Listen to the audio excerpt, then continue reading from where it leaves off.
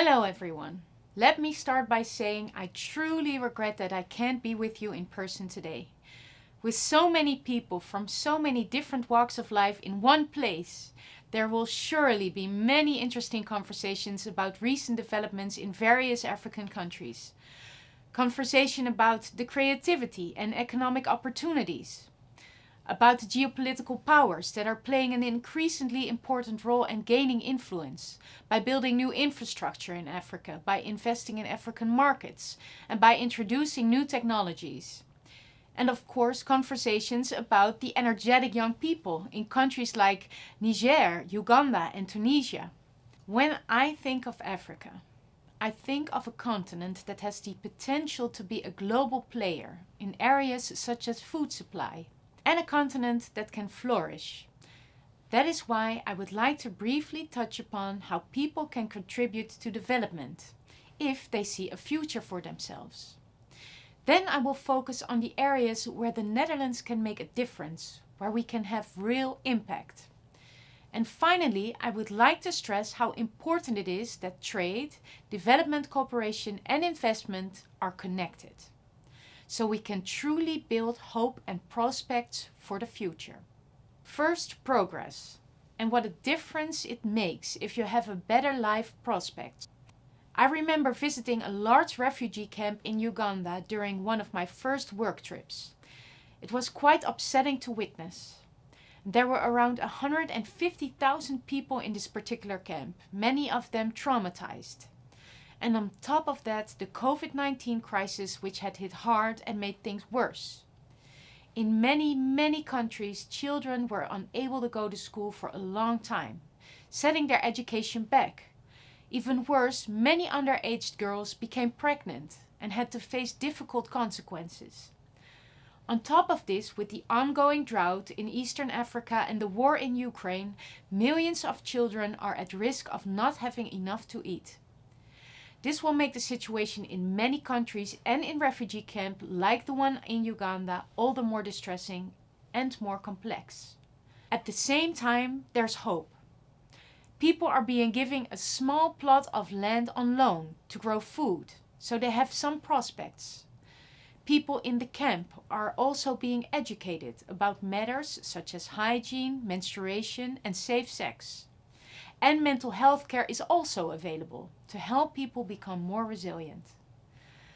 On my visit, I spoke to a young man in his mid-20s who told me about his experience of war and how he ended up in the camp in Uganda because of it. Initially, he felt depressed and even suicidal, but now he's working on his future because he received assistance and an education. Now he's hoping to become a car mechanic, to be able to buy his own car one day and to drive people around. I'm also reminded of 29-year-old Rebecca. The memory of her brings a smile to my face. A mother who in the past had to sell her body to feed her children, but has now learned to keep bees and sell the honey they make to supermarkets and other buyers. Her business is going so well that she's been able to keep her house and send her children to school. And now she's dreaming of selling her honey outside Uganda. I'm also reminded of the 4,000 health entrepreneurs who, thanks to a Dutch social enterprise, are able to provide care in remote villages in Uganda, Kenya and Ghana. Equipped with smartphones and standard medical supply kits, they've been able to help hundreds of thousands of people. This shows just how many opportunities there are, how we can help each other, and how people can help themselves. It also shows that development cooperation can contribute to progress by fighting poverty and inequality. So let's keep working towards equality and future prospects, and towards resilience, guided by the SDG agenda and the principle of leaving no one behind.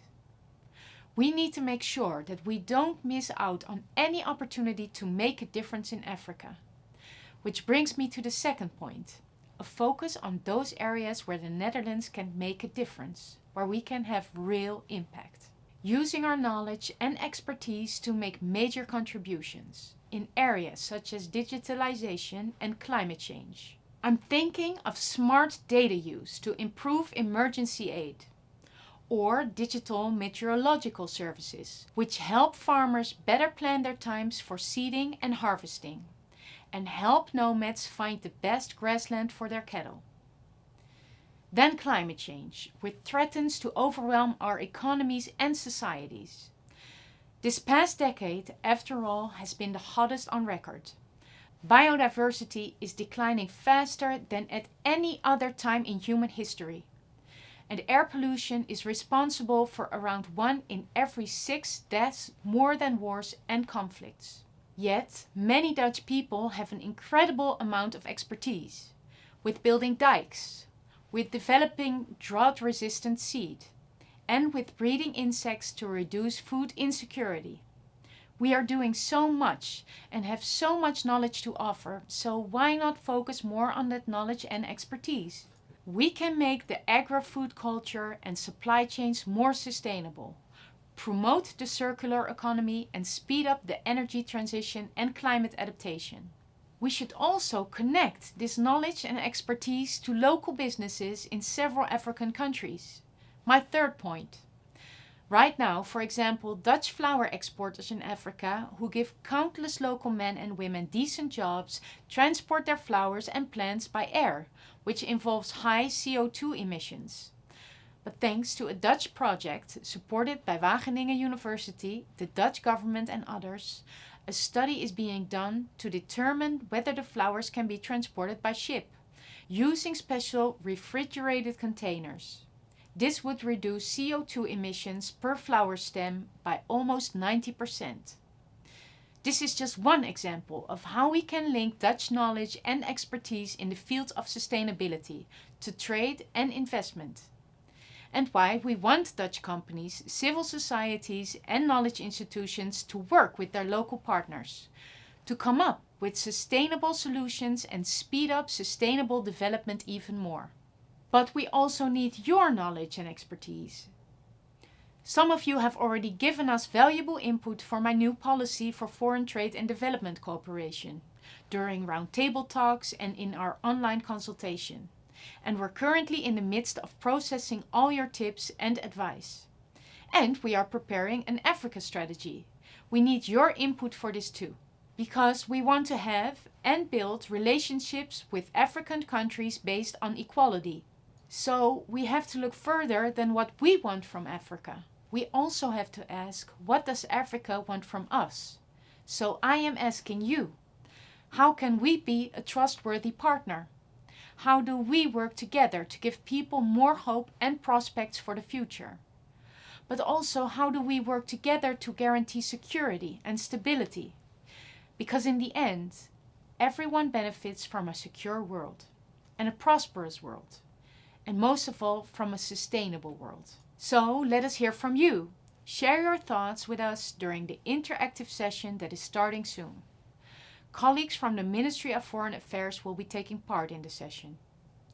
And finally, I'd like to thank the Foundation Max van der Stoel and of course its chair, Mr. Bert Koenders, for organizing this event. And I wish you all a fantastic day. Thank you.